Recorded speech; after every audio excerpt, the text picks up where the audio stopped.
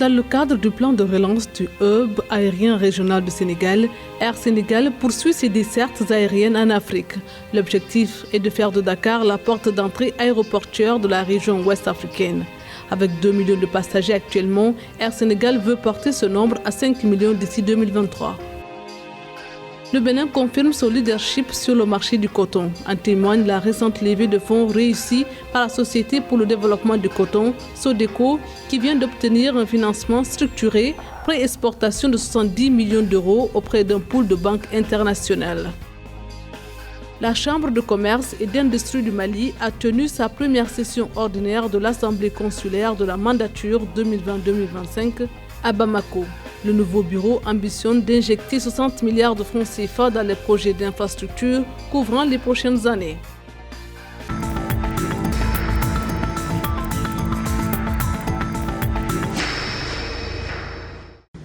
Fondée en 2016, la compagnie aérienne Air Sénégal démarre ses opérations en 2018. Dans le cadre du projet phare Hub aérien régional du Sénégal, la compagnie Air Sénégal ambitionne de faire de Dakar la porte d'entrée aéroportuaire de la région ouest africaine et de porter le nombre de voyageurs par an de 2 millions actuellement à 5 millions d'ici 2023. Dès le début, c'était la mission d'Air Sénégal. Si on reprend les propos de son premier directeur, M. Bonne, il a bien dit que si on devait se baser juste sur la clientèle sénégalaise, on ne fait pas une compagnie aérienne importante, on fait une petite compagnie régionale. Or, il faut faire d'Air Sénégal justement cette compagnie qui va drainer du monde d'Europe, d'Amérique du Nord, d'Amérique centrale, voire même d'Amérique du Sud, et de dispatcher sur le continent africain et voire même jusqu'au Moyen-Orient. C'est un petit peu sur ce modèle-là que s'est développé Emirates. Emirates s'est appuyé sur le fait que Dubaï est à mi-chemin entre l'Afrique et l'Europe d'un côté et l'Asie et l'Océanie de l'autre côté.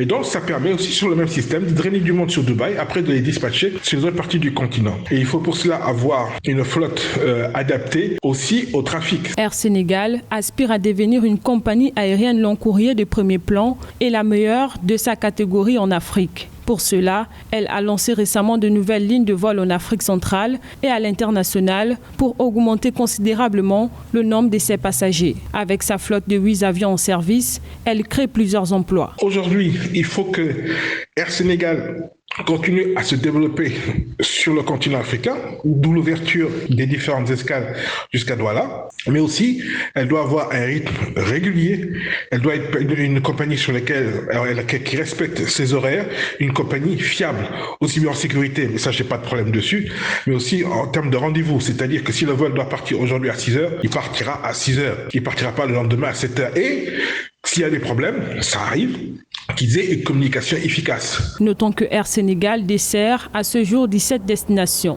En 2020, la compagnie a fait 3 684 vols pour 279 936 passagers.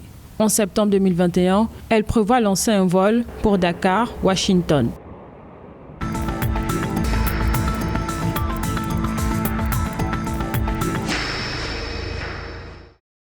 Pour la campagne 2019-2020, la production nationale de coton-graines s'est établie à près de 715 000 tonnes, un volume record qui permet au Bénin de conforter son statut de leader en devançant le Mali, la Côte d'Ivoire et le Burkina Faso. À titre de comparaison, la campagne 2018-2019 avait permis la production de 678 000 tonnes, soit une hausse d'environ 4,5% en un an. Cette augmentation de la production nationale résulte notamment de l'amélioration des facteurs de rendement ainsi que d'une démarche de reconnaissance et de valorisation des producteurs. Ces derniers ont en effet bénéficié de l'un des prix d'achat du coton-graine les plus incitatifs de la région, mais aussi d'entrain de qualité énergie, engrais, matériel.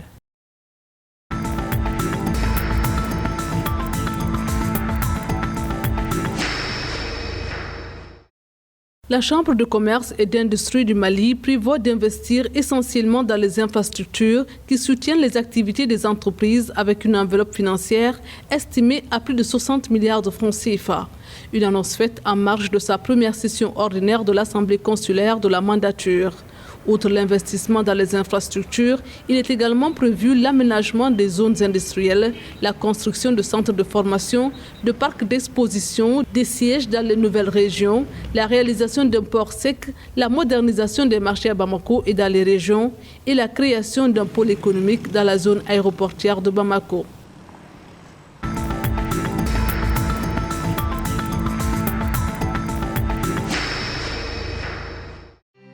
Selon le récent rapport publié par l'Association des acteurs africains du capital investissement et capital risque, entre 2015 et 2020, l'Afrique de l'Ouest a attiré 5,4 milliards de dollars de financement à travers le capital investissement. La sous-région se présente ainsi comme celle qui a capté le plus de ressources financières via ce mécanisme, avec une part qui représente 24,8% des 21,7 milliards de dollars de financement de private equity relevés sur la période de référence. La valeur totale des transactions de private equity en Afrique a chuté à 3,3 milliards de dollars l'année dernière, contre 3,8 milliards de dollars en 2019 en raison de la pandémie.